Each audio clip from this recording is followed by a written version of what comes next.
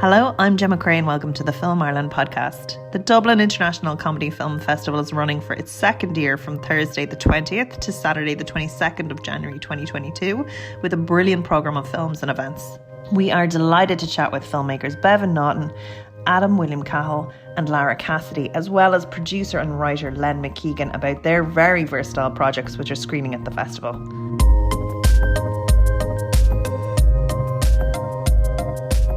I'm going to do a little roundtable. I'm going to ask you guys to introduce yourselves a little bit and your project, if that's okay.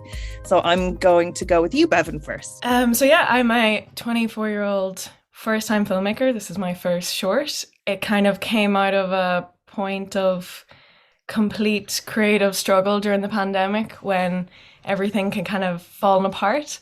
And my friend, who's a very talented writer, who just finished her master's in screenwriting, handed me her script, and that's how we came about Every Limerence Helps. So it's just a little comedy drama trying to make light of the pandemic and just make you laugh at how ridiculous the whole situation is. And very, very funny. Thanks so much. And what's your own background, actually? Well, I graduated a couple of years ago and I just went straight into visual effects, production side. So I've actually just been working in visual effects since. I recently moved over to London to continue that. So I was really glad to be able to make this short before I left because I wouldn't have had the kind of community base, I guess, that I had in Dublin to do it. And Len? Len MacKeigan, producer and writer of Tracy Martinez's Cape Breton Christmas, which is a parody of those old quaint Christmas specials like Frank Sinatra and Bing Crosby used to have.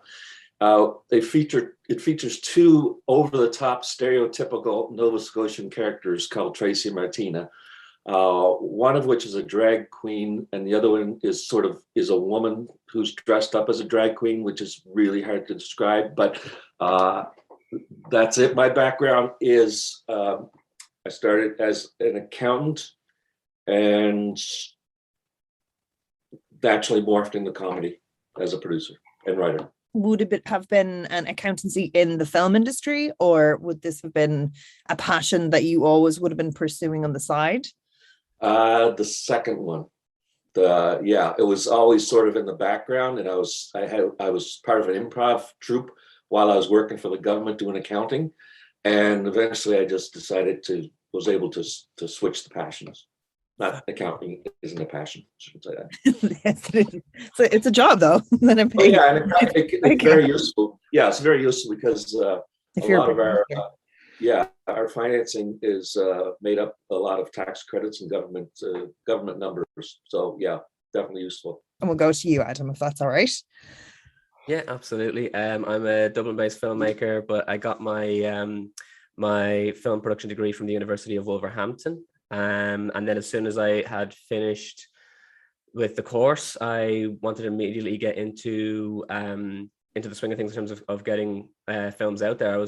I intended on making a short film, but the lead actor in Follow the Dead, Luke Corcoran, came to me with a short film idea that he had basically dreamt up one night. And over the course of time, he allowed me to take that story and turn it into a feature film. So it's Follow the Dead is a feature film about millennials dealing with a zombie apocalypse. And when I say dealing with, I mean basically sitting around doing nothing, expecting the government to deal with things and not taking responsibility for themselves until it's too late. So that's what, like, the initial idea from Luke's short script, that's what really jumped out at me more than anything. It wasn't that I wanted to make a zombie movie. It was just that zombies represent trauma incarnate for me. And so that's where the idea of the way millennials would deal with trauma is what really gripped me about it and made me want to turn it into a 100-page script. So that's what materialized in the end. Okay, well, that's very interesting. And what's your own background then? So I initially graduated in 2016. I saw that, and it was Wolverhampton. So is that the course that begins in Ireland and finishes in Wolverhampton?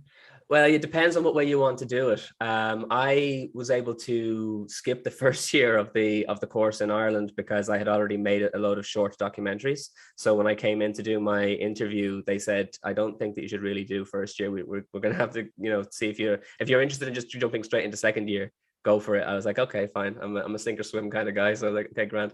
So I did 2 years with Coláiste Dúlaigh. And then you have the option then of either traveling over to Wolverhampton to do the final year there, or they do have a kind of a correspondence course where you still operate within the Coláiste Dúlaigh campus. But they have the Wolverhampton teachers teaching here. So that was obviously an easier option for me to just kind of stay where I was. And yeah, so the degree is from the University of Wolverhampton, but thankfully I was able to study here and stay at home and save some money. Yeah, not go to Luton. Yeah. While I'm chatting with you, we'll keep on that topic. So this actually was a very polished film, and it's not easy getting a feature across the line visually either. So tell me a little bit about how you put the funds together to it. And initially, because it was my first feature film right out of college, I wasn't expecting it to turn out to be what it was, to be honest. I invested a certain amount of my own money, thinking that I was going to shoot it all myself. I initially started out with just me and a DSLR camera with a little microphone on top, and we were literally I was lighting. I'd bought a load of equipment. I was lighting the scenes myself. I was basically doing all of the behind the camera jobs, and we shot about 60% of the film. And after seeing the quality of the performances that we were getting and kind of realizing, no, this could be so much more, I said to the guys, look, I'm really sorry, but would you mind coming back in a few months' time and shooting everything again? And I will get a much, much bigger team together. And gratefully, they were so much more excited about the prospect of it being a bigger project than they were about having to do everything all over again. They're actors, they want to act, so it was fine. And then we basically treated we shot in April initially, and we treated the April shoot like it was a rehearsal then. And so when we came back to shoot everything in August, I got a crew in, but I'm so thankful that I was able to get my cinematographer Stephen C. Walsh on board. So I showed him what I had already shot, and he, thankfully, I was able to use that as kind of bait. You know what I mean? He saw it and he was like, okay, yeah, no, I see what you're doing. But obviously he knew with the skills he had, he could take it to a whole other level. And yeah, so once he came on board, he was my lieutenant out on the battlefield. It was just, there was anything that I wasn't completely sure of. But the fact that he had so much experience, it wasn't his first rodeo. It really kind of helped us to collaborate in a way that I think that the production value we got in the end was, it blew my mind, because I certainly wasn't expecting to make something like that straight out of college. You know what I mean? So I'm massively indebted to him. And then I think Margot Cullen was my production designer, who I got in to basically, the family home. The vast majority of the film takes place within this family home, and she made it look really, really lived in. Having read the script probably over and over, she really got to grips with the characters and their personalities, and so she decorated each of their rooms based on what how she felt the characters would really kind of do so. And the living room just is covered in posters of all of these really old school films that the two stoner characters would obviously have been crazy about. So from the cinematography, production design, and then just immense acting, I think we ended up with something just on a whole, it was just way superior to what we had initially thought we were getting involved in. Oh, that was quick. Well, allow me to head out with you. Why? Where are you going? Mrs. Mooney's again. She called, but I couldn't make out a word she was saying. Why, was it a bad line? No, it was fine. She was just incoherent and making strange sounds, like a goose molesting a wasp's nest. I reckon that woman has a touch of dimension. Sounds like she needs to get into a home. She needs to find herself a job and stop arsing around the house all day. Well, you're not going over there on your own, are you? Well, I can't leave the old girl all alone. All the emergency services out cleaning up after Slipknot. No, you can't. We'll all go together. Safety in numbers. Be careful. And Len, so this is what I'm very interested in, because your film is or your piece is so quirky and fun, but it doesn't slot into what you would expect. Was this broadcast on local television, or what was the aim of this when you were kind of putting it together, or the inspiration? The audience. The two lead characters are people that I sort of found when I was doing producing another TV show, and I want to work with them on something. And the final product is available on a streaming service called SwearNet. And yeah, well, I don't know, there's a TV show here that's been very popular for 20 years called Trailer Park Boys. And it's about these guys that just hang out and they live in a trailer park and they sell dope. And that's basically the premise of the show. So I pitched the owner of SwearNet on this show because it's sort of in the same vein. But he said sure, and he has a distribution company, so they funded most of the money. And then in Canada, we use tax credits, both federal and provincial, to make up the rest of the financing. That's great. And do you go with them? Do you go to your distributor? Obviously, if you've connections and you're working with other projects, because it's just interesting to see how that side of things works. Do you go with a pitch document? Do you go with a full script? Do you go with a kind of a Bible of sorts? How do you kind of like, what's your step into financing something like this? The thing with our two lead characters, they're Tracy and Martina are the characters, and they've been doing their own YouTubes. They would improv their own YouTube videos, and they had a bit of a following already. So I talked to them and talked to them about the show, and then I was able to, basically it was a one-page idea, and talked to the owner of SwearNet, and he was easily able to Google them and see their stuff. And I think that convinced them. So I didn't have to do a whole lot of selling because they were already out there. Fabulous. And is there much, like, I mean, something like this, it's so based on humor and timing and the characterization of these. I love the world as well. Like, I love the couple on the way to the car. There's such a kind of truthfulness to the ridiculousness of it. It's really enjoyable to watch. I'm just wondering how much of that is sort of developed as you're working with the characters, or how much of that was sort of like firmly locked into your mind before you even started shooting?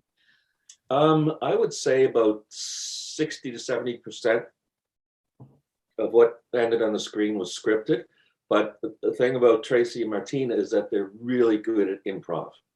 I mean, that's their bread and butter. That's what they like to do. So once we started shooting, we shot it in 5 days.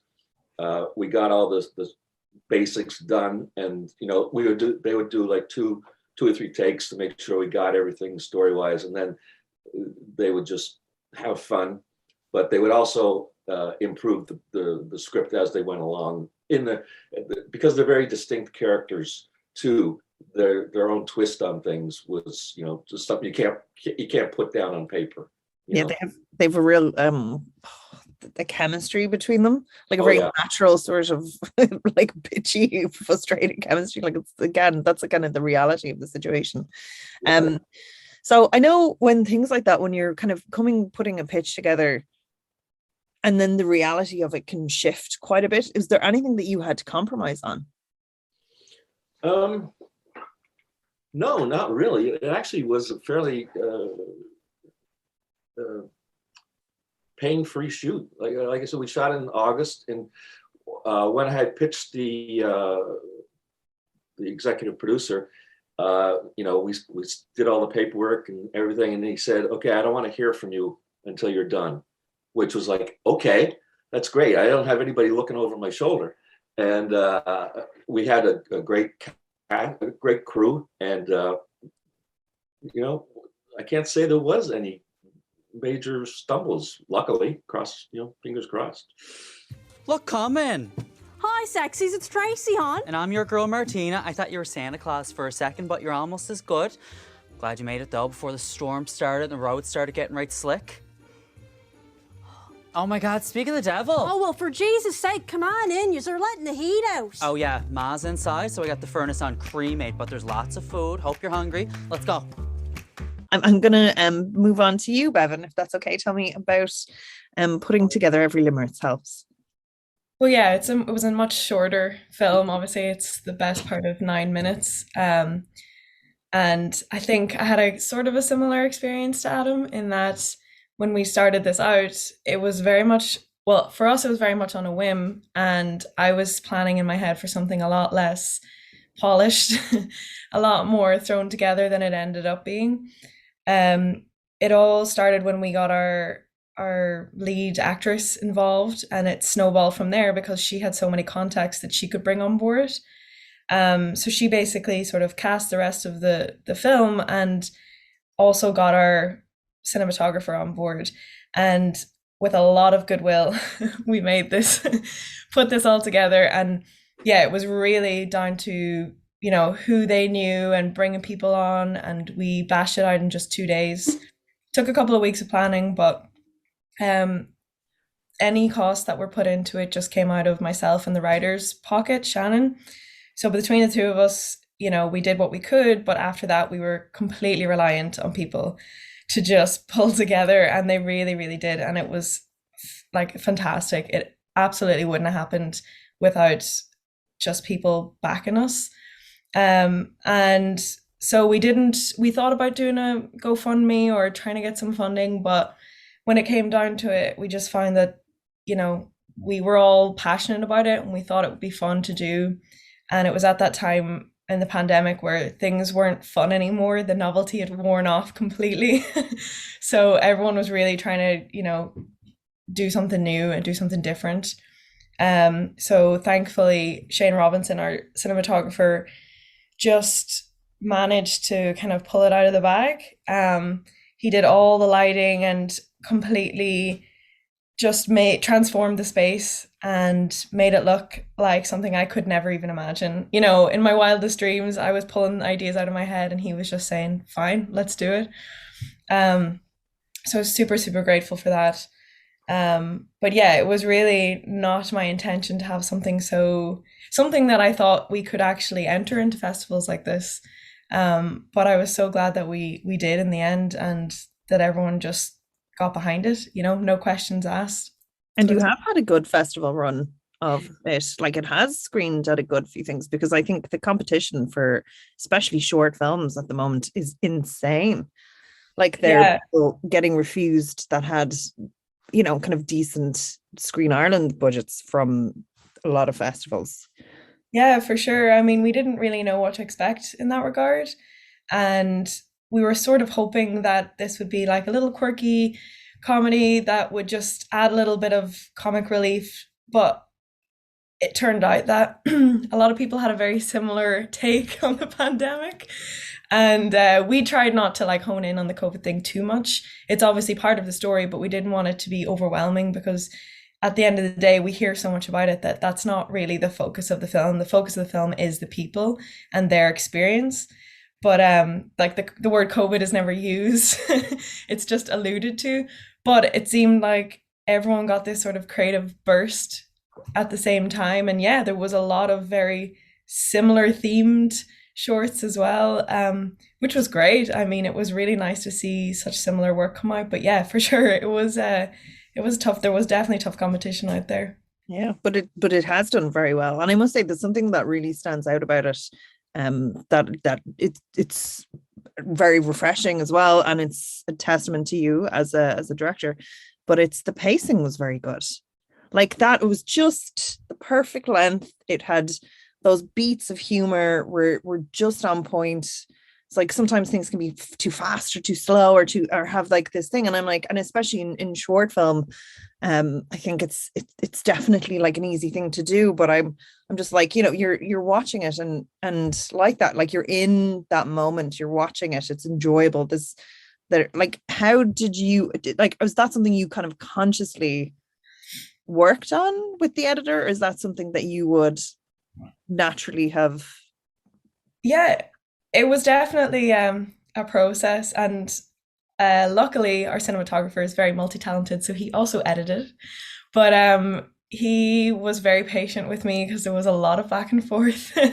But I found that when I watched the first cut, that the main character is just so endearing, and Katrina Williams just does such a great job that I felt like I wanted to see more of her, which I thought was a good thing, but it was very hard to strip that back, because we wanted obviously to leave you wanting more rather than to leave you bored. So it is for sure a very fine balance. But yeah, I thought that was a good sign that any of those beats, because it is mainly her on screen and that's a lot to carry. But I think it is down to the script as well. You know, Shannon does a really great job of bringing you up to the highs and then down to the lows, and kind of bringing you along for the ride until you obviously have your kind of climactic point.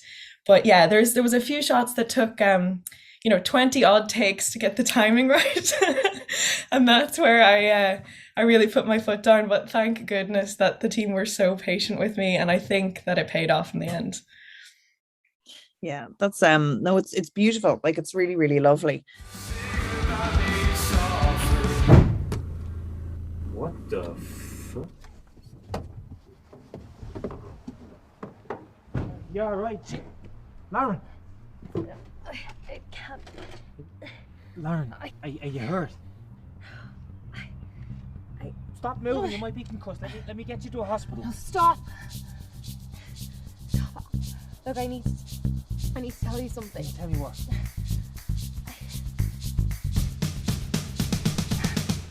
I also wanted to, I'll go back, I'll start with you, Bébhinn, but I just wanted to talk through the process of shooting in the midst of the pandemic as well. Like, did that affect it much? Was there much, did you have your on-set COVID officer? Was there issues posed by this? I know crewing everywhere is a hassle. Absolutely. And we did keep the crew is very small, you know, and that was the benefit of having such multi-talented crew coming in. And, you know, even the cast were able to double up and do some of the work behind the scenes so that we didn't have too many people. Yeah, there was COVID testing, and 3 of us had done the kind of Screen Ireland COVID compliance officer, anything that we could to make sure that we were all above board. But it didn't mean we weren't stopped by the guards the odd time, and thankfully the restrictions were, you know, supportive of filming as like a form of communication. And, you know, through the whole pandemic I was still working in my job full time, so this is very much done on a weekend from that point of view as well. And what's your job? I'm a visual effects coordinator. Oh yeah, brilliant. So I was in an office in the city centre, you know, every day. So it was it was a tough balance, but yeah, I think we just did our best. I mean, some of it was filmed outside as well, which was great, and it was very easy. But then we were restricted to a small cottage, and yeah, it wasn't built to be filmed in. It was a very tiny stony batter cottage, but keeping the team small and just being clever about it and just not taking any risks, I think it paid off. And yeah, we were, you know, very conscious of people in the area as well, and making sure that everyone was sort of comfortable with it. But yeah, it wasn't easy. It had its challenges, but I think that I mean, it was a great learning experience from that point of view for sure. Brilliant. And actually, I'll go back to you, Len. Just so, when was this filmed, and how did you have any difficulties posed by that? You mentioned crewing. We shot, it was August of 2020, and it was filmed on a soundstage, or we had one set, so we didn't really have to, there was no outside, there was no traveling or anything. So once we were in there together, we were all there together.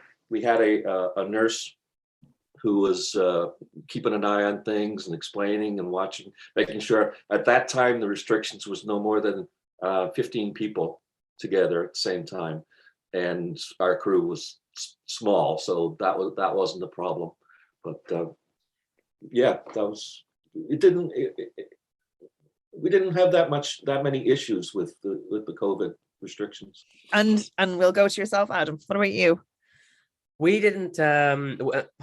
Follow the Dead was shot in 2017. So like the reason that we're only releasing it, we only released it last year is just due to the fact that, again, not realizing what we had initially. And how the themes worked so well. Oh man, that that was just completely fortuitous. Yeah. Like in 2017 we shot it, and then I realized after the fact, like, oh, I also need a huge budget for post-production that I didn't set aside. First film, neophyte, I had no idea what I was doing. So it ended up being a case that I had to then spend time saving again, working my day job, which was as an English teacher. And then, once I had accumulated sufficient funds, I was able to kind of get rolling again with sound design that was done by Robin Sherry Wood. There were, like, to explain the kind of the amount of work he had to do, there's a scene, right, like the very, very first scene in the film is the date scene in the car. That entire thing, none of the sound that's in that scene was actually shot on the day. Everything is reconstructed from the ground up. So we did ADR for the dialogue, all of the sounds of like the chairs shuffling and the clothes moving and shifting and the kissing and the music coming out of the radio. It's all done in post. So like he had a serious amount of work to do. So that'll show you the kind of, there was a lot of work that had to be done. So it did require a significant time to come up with the funds for it. The sound mix is great. Like I just noticed there was a few like even comedic moments just layered in, and I was like, that's really nice. Like, yeah, so Robin and I worked on that for a few months, kind of fine tuning bits and pieces, and I'm really, really indebted to him for what he did, because he's an incredible talent. And then Stephen McKenna from Driven Pictures, he's a director in his own right, but he also does music. So he did the score for Follow the Dead. So I sat down with him and I said, look, I need 3 different themes. I want a zombie theme, I want a vigilante theme, who there's obviously, for anyone who hasn't seen the film, there are other villains apart from the zombies in the movie, and then I want a love theme for the protagonist, with all the, it's not like love in terms of like romance, but more like with the women in his life. So he has the song plays when he's with his sister, as well as being with his ex. And so the music, again, it's one of those things where once the music was put on the film, it really made me feel so sure about how we were able to combine the drama with the comedy, because the music was able to kind of have it ebb and flow in such a way where I don't feel like it's jarring anyway. Do you know what I mean? It goes from the serious moments to the lighthearted moments kind of seamlessly. The music did a lot for that. So there's so much work goes into post-production that obviously, like, now I'm totally aware for the next feature, you got to put a serious amount of budget aside to make sure you get all that done right. So yeah, that's why we only released it last year. And then obviously the fact that it was released during a pandemic, and it's a film about a zombie apocalypse, which is a pandemic of its own, it sort of kind of became so much more relevant than it would have done had we released it a few years earlier. I think people kind of definitely saw a connection there, with especially the way that people react in those situations. You've got such polarity, people saying this is not that big a deal, why is everyone making a big scene over it? You've got other people who are going manic and saying, no, this needs to happen and that needs to happen. And so fake news, of course, the classic line. And people trying to become celebrities by using it as a source of material for their TikTok videos or whatever it is they're doing. Do you know what I mean? So it's like it kind of all of a sudden it's just like, oh yeah, this is the nobody wanted the pandemic to happen, but it was a sort of a fortuitous thing where suddenly the Follow the Dead did become more relevant as a result. So which worked out in the end. So we have a very special guest. Lara's the director. Yes. She'll answer questions about the technical aspects more than I will. Hi. So welcome, and it's lovely to have you in. And so we've all done a little bit of an introduction. So I might get you, if it's okay, to just say a little bit about yourself and your role on the piece beautiful, funny piece that we all watched. Thank you. Thank you. Well, Lara Cassidy, the director. And I'm glad to hear you say it was funny, because I don't think it's funny, I do. But we wonder when we do these things how people are going to receive them, and you don't know until you actually get some audience feedback. And this is humor that's very regional in Canada, and that was a concern for us as to whether or not it was going to be well received outside of the borders of Cape Breton and Nova Scotia. So it was a real pleasure to find out about this. And yeah, great to have it in a festival. Definitely. Well, it does definitely travel. They are familiar characters. I hadn't Googled what it was first and just popped it on. And then I thought, are these Irish people doing American accents? What am I watching? And then I was like, oh, okay. And then I stopped and then I was like, I'm going to Google this and just check. Because I actually thought it was two Irish people doing an American accent, but doing it just a little bit off. And I was like, they have to work on their American. And then I was like, oh, no, God, of course. It's of course. So like my thing was it feels familiar. Like those pictures do feel familiar. So there's definitely like it travels, but whether or not it travels because of their Celtic stereotypes that we know well. Right. Well, that's an very interesting point. And the music too would be pretty Celtic. We know our fiddles. Yes. Very good fiddle. Well, that's good to know. I was very excited. I have Irish roots. So when Len sent me the link that it had been accepted into this festival, I was like, yes, that's amazing. So when I was looking for festivals to put it in, I sort of avoided the United States because I don't know if they would get it. But I drifted. That's why I sort of went looking in Scotland and Ireland and in England, because I thought they might get this. They might, you know. Yeah. So I was glad to see we got into the festival. Yeah, it's really good anyway. And just to give a kind of a brief shout out, we'll do a kind of bigger shout out at the end, but it's the Dublin International Comedy Film Festival.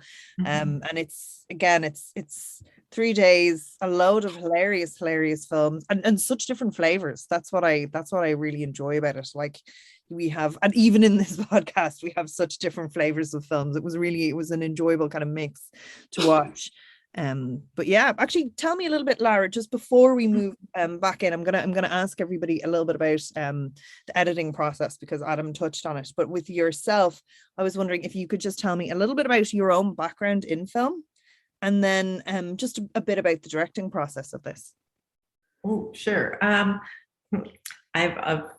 a little bit older, so I have a long history. I started in, oh gosh, Len's heard it 100 times, I'm sure, because we've been working together for a while. But I started as a makeup artist in the industry. And then I switched to becoming an agent. And I was an agent for 11 years. And then I started moonlighting as a music video director. And then I went from music videos into opening my own production company, where I've done a little bit of everything. Commercials, everything. And then started doing some short films and drama, and mostly comedy based. I had a couple of comedy viral type of successes. And then, and started working with Len. I haven't done a feature. This is probably the longest piece I've done, actually. And then we went into a series. So this Christmas special has moved on into a 6-part series, as I'm sure Len has probably mentioned. No, that was a surprise. Not yet. Oh, it's in the can and it's airing already. Wow. Yeah. Okay. And is it like a variety style piece, or has it changed in format a little bit? It's changed in format. It's just the girls and the comedy and their situations. So there's no music and no puppets. But the rest of it's pretty much the same, and a few more locations, obviously, to keep it interesting. So, my directing process on this has been amazing, because I have great scripts to work with, which is really, for me, you have to have it on the page. And then my job, I think, as a director is to expand upon the humor and find the funny moments. And you also do that in editing, as you bring up editing. So the editing process was great. We have a show here in Canada called the Trailer Park Boys, which is it was originally created by Mike Clattenburg, who's pretty well known here on this side. And we had a lot of our local crews, including myself, were working on that show.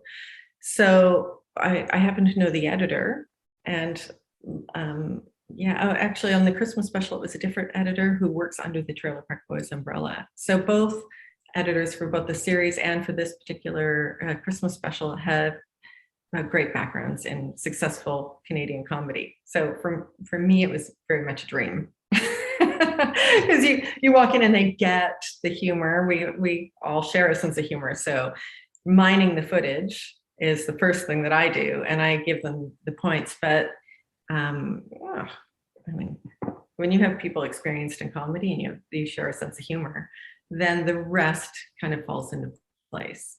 So actually, this is perfect for that edit process conversation. So Len, you had mentioned 60% of this was on the page before you started filming. So does that mean there was an element of sort of mockumentary? So does that change the tone even, or the flow of it quite a bit in the edit process? So the two of you can answer together. Oh, yeah. I didn't really get involved in the editing just because that's very strange for a producer. I know. I'm really hands off because I just don't I don't get it. I know it sounds weird. I just, Lara's the expert, and I just let her do it. Same with directing. She didn't even get any notes from me. I just like. And the director, who's also the writer, like that is real. Well, I enjoyed that. For me, because the two lead characters and Len are the writers of the show. So like he said, it's, they do most of the work ahead of time, and then I get in there. You have to, when you're working with the actors, that then you find how the joke lands. You don't want it to be shticky, although our show is purposely very shticky. But it's quite deadpan as well, which is one of the most enjoyable things. I love a little deadpan. Yeah. So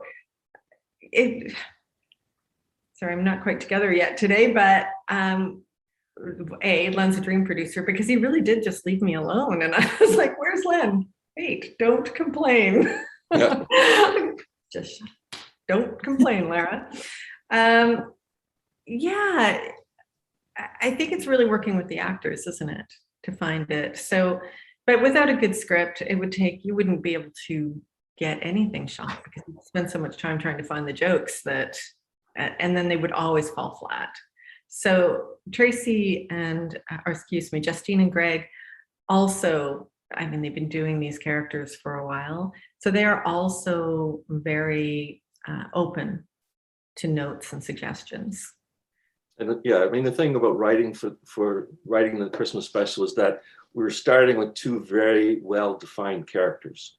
Mm-hmm. So, you didn't have to understand them. You didn't have to create anything. They were there, and you could just play with them. Yeah, whenever you're directing, I agree. They know their characters so well that even if I gave them a note and it wasn't within their character's reality, they would be like, I don't know if Martina would say that. Martina would put it this way. So we didn't do any table reads ahead of time, mostly because we just didn't have time. All of our schedules came. I think, Len, you put this whole production together inside of 2 weeks. It was nuts. They had the scripts, and they had the script, and the script was still being changed, I think, the day before. They were literally kind of hammering up and still gyp-rocking the walls as we started shooting. It was pretty crazy. So we didn't have the time, but they really do know their characters. And the nice thing also about this Christmas special is we knew we weren't working with actors in terms of, we had musicians to work with. In the case of Heather Rankin, she's a well-known musician here. So, and she also has a lot of acting experience. And I know Heather from years gone by from the music video days. So it was really easy to walk on set and know that I had Heather to work with. And she's just a cutie, and I knew she would bring some energy to it. So I think knowing your characters as an actor is obviously very important. And as a director, it was great knowing the actors and knowing the non-actors in the group. And then it was really fun trying to figure out who are you going to put where in order to make it believable and to support them enough that they aren't nervous about speaking lines or just make them comfortable enough. And we shot over 5 days, and it very much became a family. A very, like, as films do, whenever you're on a film set, you always become a family. But it was just such a unique experience with the musicians, dancers, comedians, really well-known comedians on this side too. So it was kind of a dream to work with Bette McDonald. And all of them, really. It's like I don't want to start rattling off the cast names. I was feeling really lucky when I walked on set every day. But no, but that's lovely. And actually, there's a few things in there I'll kind of go back to and ask generally. But Bébhinn, I know we touched on the editing, and you were saying that your DOP was very talented and edited as well. Was there anything that you had to say cut or change when you were going through the edit process? Or you were saying as well that you were really happy with elements of the design. Was there anything that, I don't know, like, had you been given more time and more money, you would have edited, do you think? Honestly, no. I think the end product was probably very close to what I had in mind the first time I read the script. If anything, we fleshed it out a little bit more. There was parts of it that I didn't really foresee, and it turned out to be great. For example, there's like a chase scene towards the end, and as we were filming it, I had one plan in mind, and somebody grabbed a GoPro and threw it on the back of the van, and all of a sudden we had this additional angle, which I think from a comedy point of view really helped the story as well. That was very natural. There was a lot of struggling there in that chase scene, and that was I think that was natural from our lead actor's point of view. But no, I think we ended up with more than I'd kind of bargained for. And honestly, yeah, we probably could have made a longer film, but I think we hit probably the sweet spot on timing, not going over the 10-minute mark sort of thing. I think that helped. It does. I think programmers like a shorter film as well. Vegetables. Yeah, so I think I was really happy with how it turned out, to be honest. And each scene has a very different sort of mood. So you're never left too long feeling a certain way before you're kind of flipped onto the next one. So honestly, no, I was really happy with how it turned out. And yeah, I think the fact that we were under such a time pressure probably helped. There was no, needless shooting done. It was very much to the point. We got what we needed in the time that we needed. And I think that really helped, actually. Brilliant. The editing really elevated that story, I think, significantly, because like when you have a short film, you're working with it's story in its simplest form. It's very minimal. You don't have A, B, C stories. It's literally just the one thing that you've got to get across. And it'd be very easy in a lot of instances for that to end up being very bland. But the edit for this elevated really good writing too. I found watching it, I was like, this is incredibly well edited. Like, it was really good. I think Shane Robinson is definitely someone that I've noticed before that I want to work with. He's an incredibly talented guy. So yeah, it's definitely this is another string to his bow, because it's that the editing for that film is very, very good. Yeah, and again, like as we keep coming back to, especially with comedy, like the timing is everything, and you can have the funniest setup on the planet, and if it's just off by a beat too quick or too fast, like, you miss it.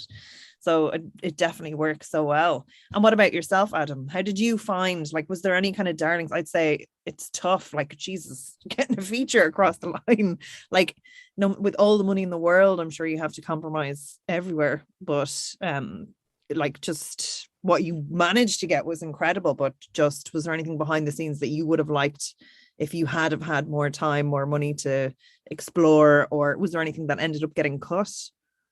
There was a number of scenes that ended up getting cut for time. The film was initially 2 hours long, and to be honest, it's just way too long for the story that was in it. Like, there's no reason to be sitting through 2 hours of millennials hemming and hawing about what they're going to do about a potential apocalypse that they're not sure whether or not it's really happening or not.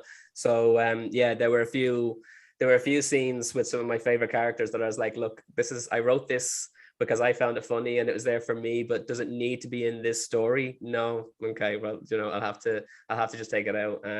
We, again, for the fact that we spent so much time in post-production, we took the time to do a test screening, and we put out a questionnaire to the audience that were gracious enough to come in and give us their opinions. And so we were able to see, okay, which characters did people really love, who were they not so hot on, and which parts of the story did they feel kind of waned, and which ones were more exciting.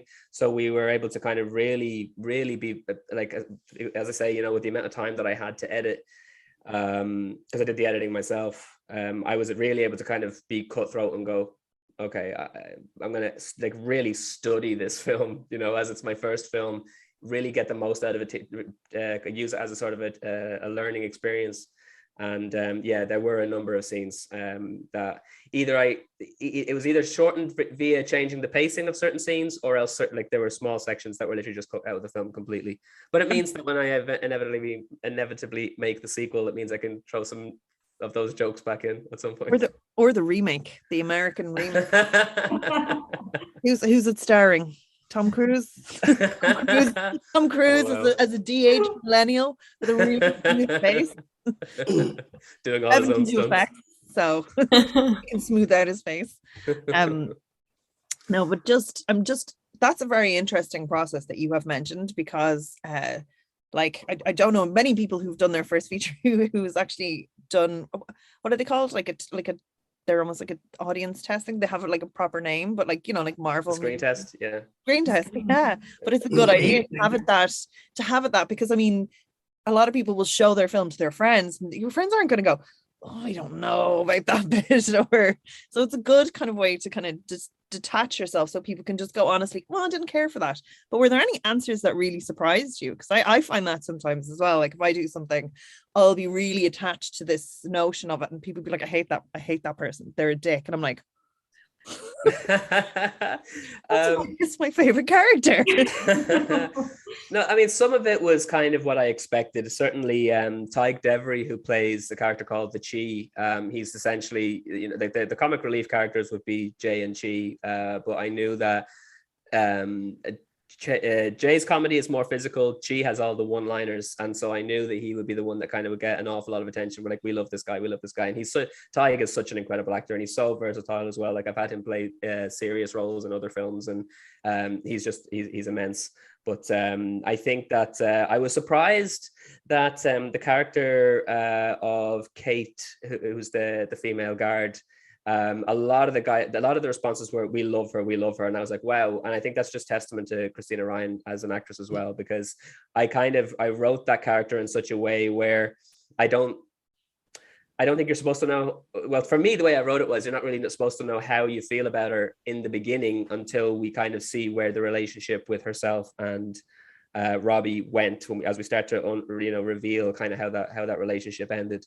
And but no, everyone was kind of, there's a lot of people saying they really loved her, and it's just got to be the strength of her performance. She is an incredible actress. And don't sell yourself short, because there was a moment of there was like a beat of writing, and I remember just going, oh, that's very clever, where she's initially written as like the ex, and then it's almost like the bland ex, and things didn't work out, and you're like, oh, okay, and you can kind of go, they're almost like a stereotypical role, but you do some very clever things with her character development, like revealing it so slowly, so that you see actually she's a completely rounded character. Like she has her own wants, thoughts, ideas, desires that she goes after.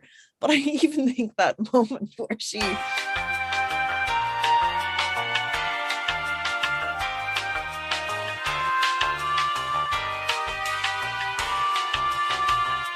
good. You're playing with what's expected. It's a really funny little subtle beat, and I was like, and it speaks to her character, like she's she's just a guard, like she's not used to doing stuff like that. So I don't sell yourself short in that. I thought that was very good writing.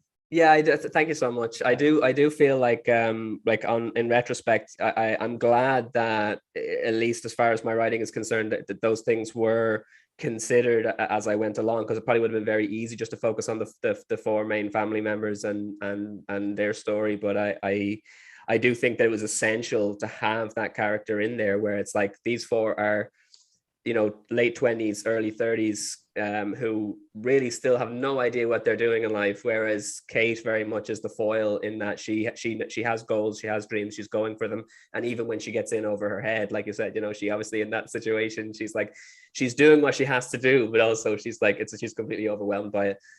But yeah, so she is that strong character where it's like, this is who you're supposed to be in life, this is who we should be kind of admiring, and the others are just learning, you know, that they've been too pampered and taken the comfortable avenue in life. And so I suppose, yeah, you're right. I would imagine, yeah, there's a significant amount of admiration for her. It probably comes from the fact that she's the moral backbone of the story. Yeah, but not in a kind of underwritten, preachy way. Like, it just in a way that she feels like a real round person and is enjoyable to watch, which I do feel not all films do that with their supporting lead female actresses. Mm-hmm. So I would be keeping an eye out for that, and I was like, well done, Adam. Anyways, that was very well done. So really lovely. So I could chat to everybody, but I'm so aware I've kept you for long enough. I do want to ask a little bit about how the films have been received so far, because I know not everyone would have gotten to see them in cinemas a lot with people, and we touched on that very briefly before we started recording. But I do think it's part of the filmmaking process is getting it seen by people. So I'll actually start with Len and Lara. If you could just tell me a little bit about so this film, this special was broadcast, which is kind of, I've heard of people that they were saying like the feedback isn't as quick with things that are broadcast, like people aren't as immediate to get back to you and say, oh my God, we love this on Twitter. Or did you find people were like, actually, that really spoke to me? How was the response? I'll let you take it, Len, and then I'll take it. Yeah, okay. It was streamed, and it's still up there on the SwearNet website, and they have a message board. Oh, brilliant. So, okay. Yeah. So you do get to see, as people watched it, we got to see their comments. And the thing about this whole website is based on Trailer Park Boys, which is a very specific show with a very specific audience. And they didn't know what this was, because it wasn't what they were used to. It wasn't Trailer Park Boys. What is this? But after a while, they seem to come around. And then, like I said, Tracy Martina have their own base. So all their fans went to the streaming service, which they didn't know existed, and went on there. But so it was very well received, and we got a lot of good feedback about it. So we have a series out of it now. That's amazing, and that's such an interesting model as well, because it's just that little bit into the future. I'm sure we'll all be there soon, but like in a film festival, you're sitting in a room normally with people, so you can gauge their reaction. But actually, and then people were saying, unless people take to Reddit, which they normally either do if they hate it or love it, or Twitter or something like that, which normally, it's just the polar extremes. So that's really interesting. So you'll get that must have been awful as well, though, because no matter what you do, someone is always not going to like it. Like, well, the thing is, you could put a tweet out there that says flowers are nice, and somebody's going to hate on you. So kind of expect that to happen. Pushing your liberal agenda, like you're going to get some snotty. How I don't like this, so I hate you, and you're right. So stupid. So we were expecting that anyway, but I was going to say another nice thing about the streaming service is that we didn't have to decide if this was going to be 30 minutes or an hour and a half, and it came in like an hour and 1 minute or something. So, but it's just because we shot a lot of stuff and we liked it all, right? So we didn't have to make many painful decisions as to, well, we got to take this character out and things like that. But anyway, the question was about feedback, Lara, if you want to. Well, in the nature of the audience that we do have on SwearNet, we get feedback with extra colorful language, hence the name SwearNet. So sometimes you'd be reading a comment and you'd be going, oh, people write that stuff? And it's usually the negative ones that are the most colorful. So as a director, you all know when you put out your film, you're like, I hope people like it. And we were feeling pretty confident, but it was almost more entertaining to see the comments that were coming in. It's a really interesting platform, and it is, I think, in some ways the way of the future, which is why SwearNet's expanding their brand. But it's harder from our end to really see what the feedback is.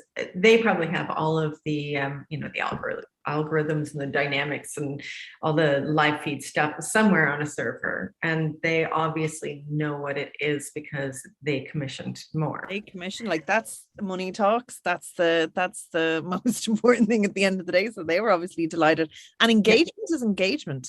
Like, exactly. If people are kind of hate watching something, but it's getting to them and they're going, oh, but I do like this. It's funny how people can turn then and become diehard fans. Really. I haven't heard the term hate watch. How did I miss that one? But it's right. We had a lot, especially on the Christmas special, because it was so quirky. Yeah. Puppets and Celtic music and a lot of kind of swearing and a family dynamic. And we definitely had hate watchers, but it's funny because I know people will turn. They'll actually go, I don't really mind it, and then they'll be like, "Oh, actually, you should watch this. It's not that bad," Yeah, and you'll see them gradually turn. And I think a lot of the comments made people go watch it too, because they'd be like, "What is everybody? Why is everybody saying this sucks? This is amazing?" Anytime you have like this is amazing and this is hideous for the same thing, I get curious.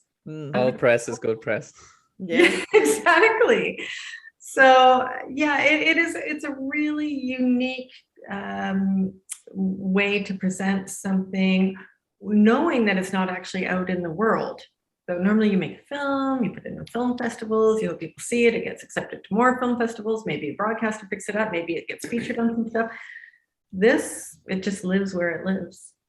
So and maybe there might be an aftermarket sales to, I would love Netflix to pick it up, obviously, and I think it's kind of brandy for a Christmas special or something unusual, but I think time will tell what happens. But I do think these two comedians, Justine and Greg, are probably at the beginning of very long careers in comedy. They're both they're just full of, they have other characters. These are the two characters that have succeeded the most, and they're the ones that we're running with, obviously. But I really think that we're going to be seeing them for a very long time in Canada. Yeah, they're great. They have great chemistry, and I love they have a very kind of natural way of chatting about stuff. Or sometimes I'm like, I don't even know what they're saying, but they're so dismissive of one another in a really charismatic way. I'm like, oh, I'll run with this. But and yourself, so Bébhinn, you've done a big festival run, but a lot of them have been online. Did you get to see it in person? Well, personally, I didn't, but I did screen at one point, very briefly. There was a brief moment, and we got it into a cinema as part of the Dublin International Short Film and Music Festival. And I unfortunately didn't get to attend, but some of the crew did. And yeah, it was a nerve-wracking kind of wait to hear the feedback from them, but they just said went down a treat. There was lots of laughs, and that's all you can kind of hope for. Yeah. And very early on as well, we did one of the Toronto feedback female film feedbacks. It was like ticking all the boxes, and they actually do like personal feedback audience responses. So we managed to get like actual, people talking to camera telling you exactly what they thought of it and broke it down in their way. And yeah, you guys are talking about not being sure if the comedy will travel or the stories will travel, but that was like a huge thing. I had no idea. It's very much Dublin based, and yeah, if you're from there, you see all those sites and you recognize them. But I think the story of being in a lockdown and then starting to have these infatuations and, you know, having a new world in this very small confined space. That just seems to be a universal feeling of being kind of trapped, and then only having very small interactions with people, they become so meaningful. So that definitely translated well, and yeah, everyone just seemed to get it. They just got exactly what we were trying to say. And you did a lot of there wasn't huge amounts of dialogue, which I actually think really makes that sort of humor travel further. Do you know, like people don't have to kind of concentrate or do anything, like it's all in the emotion, where I think that definitely like it's a testament as well to your ability for visual storytelling, because all those little moments and beats were there, but trying to get the balance, especially in kind of in the opening scene. It wanted to make it feel like you're really kind of creeping into this personal space and you're invading someone else's space where they don't know you're there because they're completely on their own and they're completely being themselves. So there are moments where this lead character is on her own and she's talking to herself as if no one else is watching. But then, yeah, you are on your own, so you're not always talking to someone. So yeah, you're seeing someone at their most vulnerable, I guess. And yeah, it seemed to be a feeling that a lot of people could relate to. Thankfully for us, but unfortunately for everyone else. And Adam, yours especially, because I think horror fans, and it's a real love letter to the genre as well.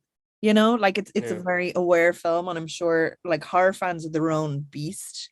You know, they really like, you can't pull one over on them, you can't trick them. Like they just know their stuff so well, but they're diehard. So I'm just wondering, how did you find the response? I think again, a huge factor for me, I think, aside from the performances, which I'm so indebted to the actors, but I think the music really did an awful lot to save kind of whether it kind of helps it toe the line in terms of it doesn't fit into just one genre, so like it very much has drama elements, comedy elements, and horror elements.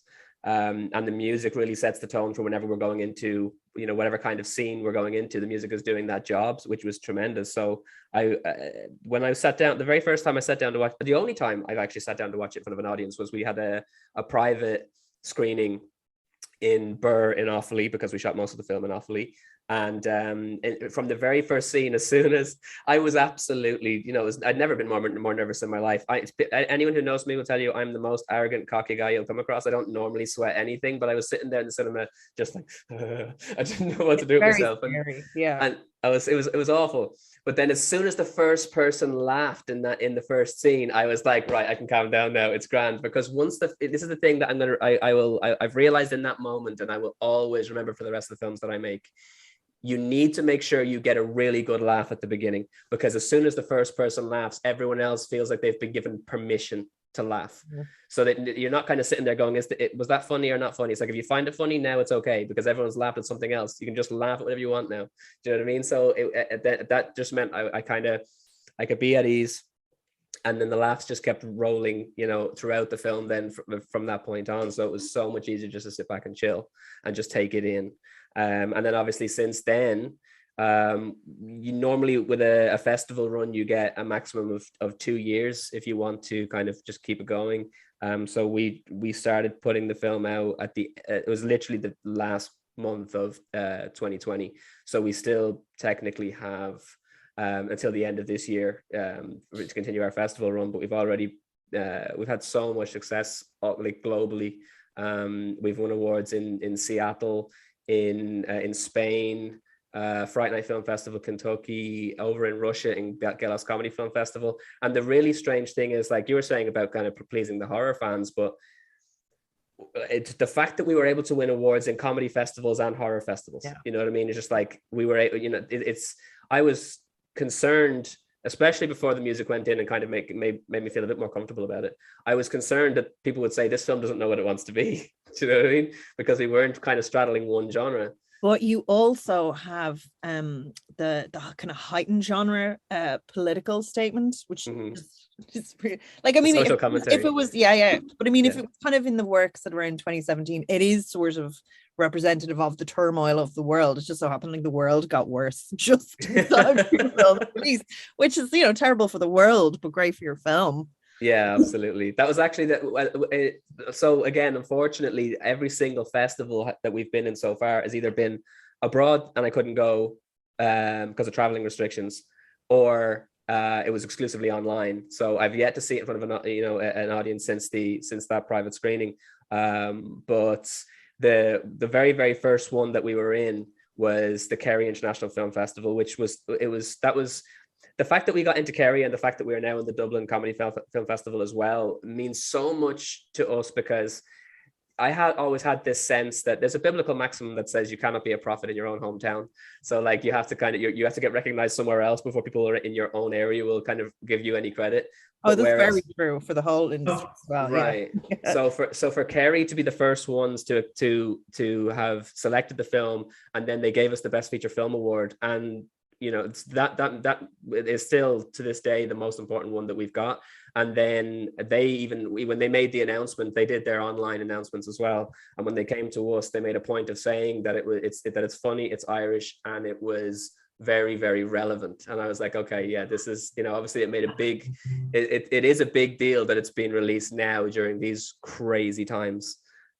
So yeah, as you know, as much as there's so much negative can come from it, I'm blessed to have found, you know, some joy in this crazy situation we're in. So just while you're saying that, actually, are you in talks with, and I know you probably can't until things are finalized or anything, are you in talks about distribution now, about getting this out there? Are you selling it yourself, or do you have, and because I know you're the producer of this as well? I am. Yeah. No, I've been in talks with, there is a streaming service over in the United States they're brand new, but they're basically like, they're pitching themselves as kind of the opposite of Hollywood, where kind of instead of there being a particular political agenda, which tends to be at the background of all of Hollywood films these days, that, you know, that you've got to tick certain boxes or else you're not going to get funding. They're kind of pitching themselves as, look, we want to put the creator first. We don't want to put politics first. We want whatever the creator wants to create. Let creativity just flourish in and of itself based on the individuals, you know, their own lives and what they're bringing to the table, not kind of like having to kind of go, okay, what does the market want, or, you know, what do these studios want? So those guys at the moment, like they watched Fall of the Dead and they absolutely loved it, and they said it was exactly what they wanted. So at the moment they're doing the beta test for the actual platform, and once they've got everything up and running and they know that it's not going to collapse at any point, that they, you know, all of the kind of engineering side of things has been taken care of, then it's going to Fall of the Dead is going to launch with them. So what is the name of the streaming service? We'll make an announcement at some point very soon. Okay, well, that's a good point to go. Can I get the social media accounts or websites or anywhere where people can follow your films or your own work? Adam, since we're okay, so you can check out everything about Follow the Dead on followthedead.com, but you can also find us on Instagram and Facebook at Follow the Dead Movie, yeah. And then Wild Stag Productions is the name of my production company, so wildstagproductions.com is also another place that you can check out what else we've got going on and what services we can provide for any filmmakers out there. And on Instagram, Twitter, and Facebook, it's at Wild Stag Media. Perfect. And Len? We're exclusively at swearnet.com, and it costs $1.99 to sign up, $1.99 US. I don't know why it's US, because it's a company's based here, but anyway, they have a lot of fans in the States, I guess. So you just have to join up for a month, and you can watch the Christmas special plus the new 6-part series, which is coming out.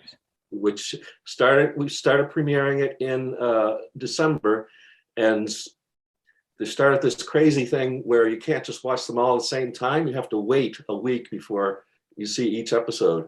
just like the good old days. So very vintage. Yeah, 4 episodes now, but they're released every Tuesday, so they'll be there. They'll all be there in the next couple of weeks. Fabulous. Okay, and Bébhinn. Well, we are a very small team, so we don't have anywhere in particular, but it will be streaming as part of the Dublin International Comedy Film Festival in the Irish Short Films 2.